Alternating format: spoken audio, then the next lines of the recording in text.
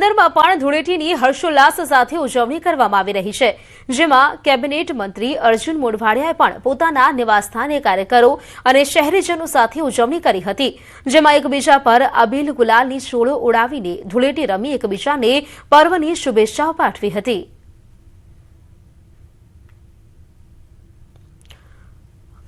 નર્મદા જિલ્લામાં સાંસદ મનસુખ વસાવાના નિવાસસ્થાને ધૂળેટી પર્વની ઉજવણી કરવામાં આવી।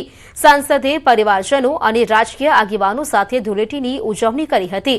તેમણે સૌને ખજૂર કોપરા ખવડાવી અને રંગની છોડ ઉડાવીને આનંદ વ્યક્ત કર્યો। સાથે જ સૌહાર્દ અને એકતાનો સંદેશ આપતા તેમણે સૌને શુભેચ્છાઓ પાઠવી હતી। ધારાસભ્ય દર્શના દેશમુખે પણ કાર્યકરો સાથે રંગોત્સવની ઉજવણી કરી। ધારાસભ્યએ મીઠાઈ વહેંચી હતી। બંને નેતાઓએ આગામી સ્થાનિક ચૂંટણીમાં કેસરીઓ લહેરાશે તેવો આશાવાદ વ્યક્ત કર્યો। કુદરત પણ કેસરિયા રંગને પ્રાધાન્ય આપતી હતી। કેસુડો તમે જુઓ, આજે કેસુડો પણ આજે આખા સમગ્ર ગુજરાતની અંદર ગલી ગલી શેરે શેરે આજે કેસુડા પણ ગામડાની અંદર તમે જોશો તો બધા ખીલ્યા છે અને શહેરના લોકો પણ ગામડાના લોકો પણ કેસુડાના રંગ લાવી એની પિચકારી બનાવીને એકબીજાને કેસરિયા રંગથી રંગે છે। નગરપાલિકાની ચૂંટણી હશે કે તાલુકા પંચાયતની ચૂંટણી કે જિલ્લા પંચાયતની ચૂંટણીમાં પણ ભારતીય જનતા પાર્ટીનો કેસરિયા રંગ જ એ પ્રભાવી રહેવાનો છે। આ હોળીના પાવન પ્રસંગે સર્વે લોકોને, સર્વે ગ્રામજનોને, પ્રજાજનોને અને દેશવાસીઓને હું હોળીની ખૂબ ખૂબ શુભકામનાઓ પાઠવું છું। ધૂળેટીના આ રંગો સર્વેના જીવનમાં ખુશીઓ લઈને આવે, સુખી કરે, સમૃદ્ધ કરે અને દેશવાસીઓને ખૂબ ખૂબ શુભકામનાઓ પાઠવું છું। આવનારી સ્થાનિક સ્વરાજ્યની ચૂંટણીમાં ભાજપનો ભગવો જ આગળ રહેશે। સંઘ પ્રદેશ દમણમાં ધૂળેટીની ઉજવણી કરવામાં આવી હતી। દમણના દરિયા કિનારે મોટી સંખ્યામાં પર્યટકો ધૂળેટીની ઉજવણી કરવા પહોંચ્યા હતા। ગુજરાતની સાથે રાજ્યના પડોશમાં આવેલા સંઘ પ્રદેશ દમણમાં પણ આજે ધૂળેટીના પર્વની ધામધૂમપૂર્વક ઉજવણી થઈ રહી છે। વિશેષ માહોલ છે અત્યારે દમણના દરિયા કિનારે જોવા મળી રહ્યો છે, જ્યાં આગળ મોટી સંખ્યામાં પર્યટકો અહીંયા આગળ છે ધૂળેટીની ઉજવણી કરવા આવ્યા છે અને અહીંયા આગળ છે મસ્તી કરી રહ્યા છે। પરિવાર સાથે અહીંયા લોકો છે એ તહેવાર ઉજવવા આવ્યા છે। આપણી સાથે કેટલાક પર્યટકો છે, એમની સાથે વાત કરીશું। બેન, આપનું નામ? આયુષી છે મારું નામ। ક્યાંથી આવ્યા છો અને આજે કેવો માહોલ જોવા મળે છે? સુરતથી આવ્યા છીએ અને ફર્સ્ટ ટાઈમ જ આવ્યા છીએ દમણમાં, પણ બહુ જ ફાઇન માહોલ છે અહીંયાનો। એમ થાય કે હરેક વખતે અહીંયા જ રમવા અવાય, કારણ કે કેવું હોય છે પાણી ને બધાને આપણે એમ કહેવાય ને કે સુરતમાં આપણે અછત નથી, પણ આપણને એમ થાય કે થોડુંક પાણી બચાવીએ તો એમ થાય કે દરિયામાં રમવા આવીએ તો પાણી એ હિસાબે આપણો બચે પુરવઠો। આપનું નામ? દર્શન। ભાઈ, અત્યાર સુધી છે ઘરે પરિવારજનો સાથે એ રીતે હોળી મનાવી હશે સોસાયટીઓમાં, આજે કેવું લાગે છે? આજે મજા આવે છે, કુદરતી વાતાવરણમાં આવ્યા છે, દરિયાકાંઠે પવન સારો છે અને કલર સાથે રમીએ છીએ, સાથે પાણી સાથે બી વધારે રમવા મળે છે। અમે જો સુરતથી આવ્યા છીએ, અહીંયા ખાસ હોળી રમવા જ આવ્યા છીએ, પણ પ્લેન હોળી, ગાડીમાં કલર બધું પડ્યું છે। હમણાં માહોલ બને એટલે હોળી રમવાની છે। આ પહેલા ક્યાં હોળી મનાવી ગયા વર્ષે ને આ વખતે શું અલગ લાગે છે? ગયા વર્ષે હોળી મનાવેલી છે સુવાલી બીચ પર, તો આ વખતે અમને એમ છું કે આપણે કંઈક નવો બીચ એક્સપ્લોર કરીએ, એ માટે અમે દેવકા બીચે આવ્યા છીએ। સંઘ પ્રદેશ દમણના દરિયા કિનારે પણ ધૂળેટીના પર્વની ધામધૂમપૂર્વક ઉજવણી કરવામાં આવી રહી છે। ભરતસિંહ વાઢેર, ન્યૂઝ 18 ગુજરાતી, દમણ।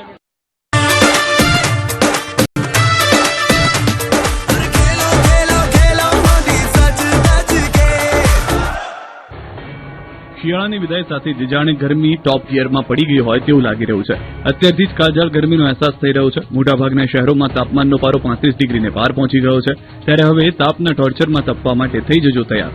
હવામાન વિભાગે આગાહી કરી છે કે અપર એર સાયક્લોનિક સર્ક્યુલેશન સક્રિય થતા તાપમાનનો પારો વધશે। 4 થી 6 માર્ચમાં ગરમ અને ભેજવાળા પવન ફૂંકાશે। ઉત્તર પશ્ચિમથી ઉત્તર તરફના પવન ફૂંકાશે। जो उच्चतम तापमान है इसमें आगे 48 घंटा तक 2 से 3 डिग्री सेंटीग्रेड राइज रहेगा, बढ़ोत्तर रहेगा। तो 2 दिन के बाद 48 घंटा के बाद फिर टेम्परेचर एनएलसी रहेगा, कोई बड़ा बदलाव नहीं रहेगा। વર્ષ 2026 માટે હોળીની જાળના આધારે ગુજરાતના જાણીતા આગાહીકારો અને જ્યોતિષોએ ચોમાસા અને દેશની સ્થિતિ અંગે મહત્વનો વર્તારો રજૂ કર્યો છે, જેમાં અતિવૃષ્ટિ અને વાવાઝોડાની આશંકા વ્યક્ત કરવામાં આવી છે। હવામાન નિષ્ણાંત અંબાલાલ પટેલના મતે આ વખતે સોળાની વર્ષ રહેશે, પાછોતરો વરસાદ પડી શકે છે। પવનની સાનુકૂળતાથી ચોમાસું સારું રહેવાની શક્યતા રહેશે, પણ ગરમીના કારણે ઘણી વખત વાદળો વિખરાઈ જાય અને ઉપર ઠંડક ન મળે તો એ લગભગ ચોમાસું કોઈ જ્યાં ઠંડક મળે તે ભૂભાગો પર જઈ શકે। બીજી તરફ માર્ચમાં જ એપ્રિલ જેવી ગરમીમાં શેકાવા તૈયાર થઈ જજો। અંબાલાલ પટેલના મતે માર્ચમાં 44 ડિગ્રી આસપાસ તાપમાન જઈ શકે છે. દિવસે ગરમી અને રાત્રે ઠંડીનો અહેસાસ થશે. ઉનાળો આ વખતે આકરો રહેવાની શક્યતા રહેશે અને માર્ચ માસમાં લગભગ 7મી માર્ચ સુધીમાં ગરમી જોરદાર પડવાની શક્યતા રહેશે. દિવસના ભાગમાં ક્યારેક 36 થી 38 ડિગ્રી સેલ્સિયસ મહત્તમ ઉષ્ણતામાન કોઈ ભાગમાં થઈ શકે. 17,019 મેમાં પણ ગરમી પડવાની શક્યતા રહેશે. હોળીના પવન અને જ્વાળા, કસ કાતરા તથા અન્ય વર્ષા વિજ્ઞાનના પ્રાચીન પરિબળોના આધારે આગાહીકાર રમણીક વામજાએ પોતાનું પૂર્વાનુમાન જાહેર કર્યું. હોળીની જ્વાળા જોઈને તેમણે યુદ્ધના ભણકારાની આશંકા વ્યક્ત કરી.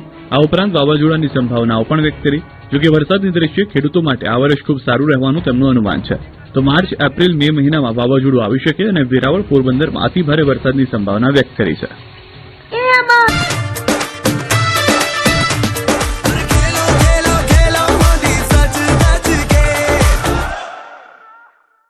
બ્રેક બાદ ફરી આપનું સ્વાગત છે.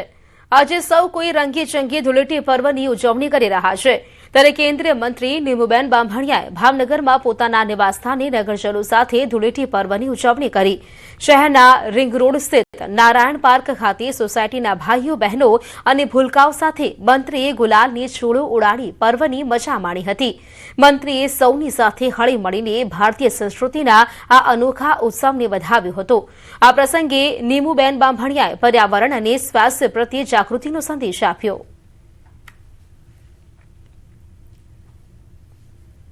અરવલ્લીના માલપુરમાં ધૂળેટીનો પર્વ માતમમાં ફેરવાયો. માલપુરના નવામાં તળાવમાં નહાવા જતા 2 કિશોરના મોત થઈ ગયા.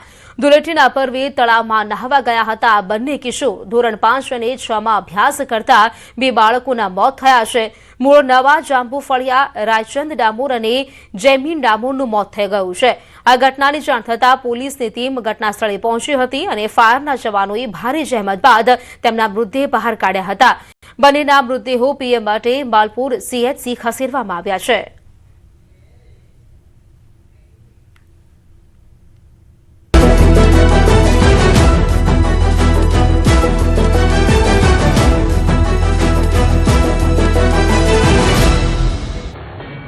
શિયાળાની વિદાય સાથે જ જાણે ગરમી ટોપ ગિયરમાં પડી ગઈ હોય તેવું લાગી રહ્યું છે. અત્યારથી જ કાળઝાળ ગરમીનો અહેસાસ થઈ રહ્યો છે. મોટાભાગના શહેરોમાં તાપમાનનો પારો 35 ડિગ્રીને પાર પહોંચી ગયો છે. ત્યારે હવે તાપના ટોર્ચરમાં તપવા માટે થઈ જજો તૈયાર. હવામાન વિભાગે આગાહી કરી છે કે અપર એર સાયક્લોનિક સર્ક્યુલેશન સક્રિય થતા તાપમાનનો પારો વધશે. 4 થી 6 માર્ચમાં ગરમ અને ભેજવાળા પવન ફૂંકાશે. ઉત્તર પશ્ચિમથી ઉત્તર તરફના પવન ફૂંકાશે. जो उच्चतम तापमान है इसमें आगे 48 घंटा तक 2 से 3 डिग्री सेंटीग्रेड राइज रहेगा, बढ़ोत्तर रहेगा.